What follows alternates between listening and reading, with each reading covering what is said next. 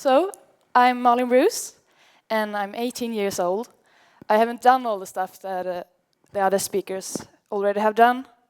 I still have my adventure left ahead of me. But I am young, as you can see. And among us youngsters, as teenagers, there is a social need to have stuff. We need the newest phone. We need new clothes. There's always this kind of need to have things. And there's not really any need for it. We just want it. We don't know why, but we want it to be equal to our friends and the people amongst us. And we don't know why, because there is no need for it. But we are not brave enough to be different from the people around us. But we only have one Earth. This one Earth with the resources that already are here. We have been looking, humanity have been looking for other planets for centuries. And we have been doing daily consumption, daily excessive consumption, for just the past 100 years. But we have been looking for other planets for hundreds, more than hundreds. So we only have this one planet, and we are not caring for it. And we know that, but we're not brave enough to pay the money to save it and preserve it for future generations. But how do we save our planet? I think it's all about courage. I think we need the courage to make an effort. We need to be brave enough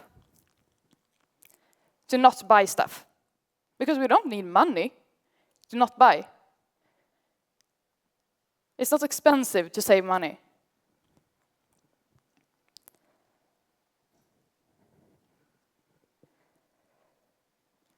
And if we don't stop buying excessive amounts of things we don't need, the problems will be on future generations. It will be my children who will have to solve our problem. And why would we do that? Why would we save our problems and pile them on the future generations? I don't know why. But it is an idea that people have. That if we can't solve the problem, someone else will, as the lady earlier said. But we can do it. We have the resources. The future generations maybe won't have the resources. Maybe they will have the technology, but maybe they can't do it. Maybe we can. Maybe we will. But we have to have the courage to try.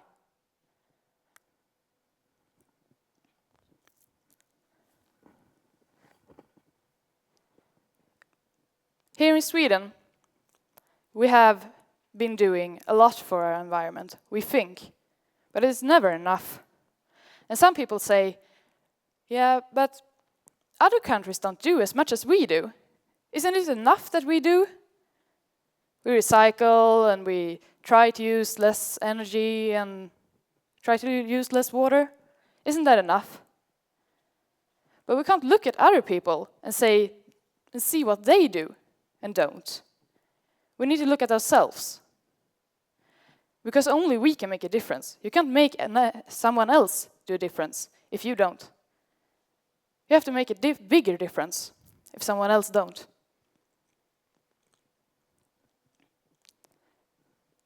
We consume and we eat like lions.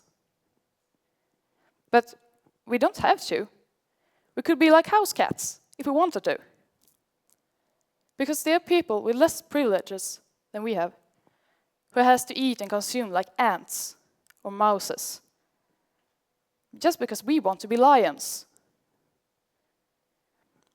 But if we ate and consumed like cats, maybe they could be cats too. If we don't make an effort to be equal, we never will be. And they will stay ants, while we stay lions for a short period of time, until we all be ants.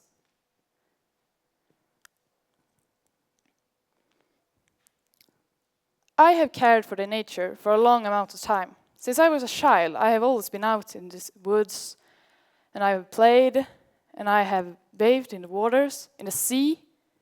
Even today, not everyone can do that. I can go out just a short mile from my yard, and I can bathe in the summers. There are some people who can't. It's not my fault, but maybe I can help. If I have the courage to not be idle, like some people are, then maybe I can make a difference. Maybe I can. And I need to hold on to that. I need to try, and I need to have the courage.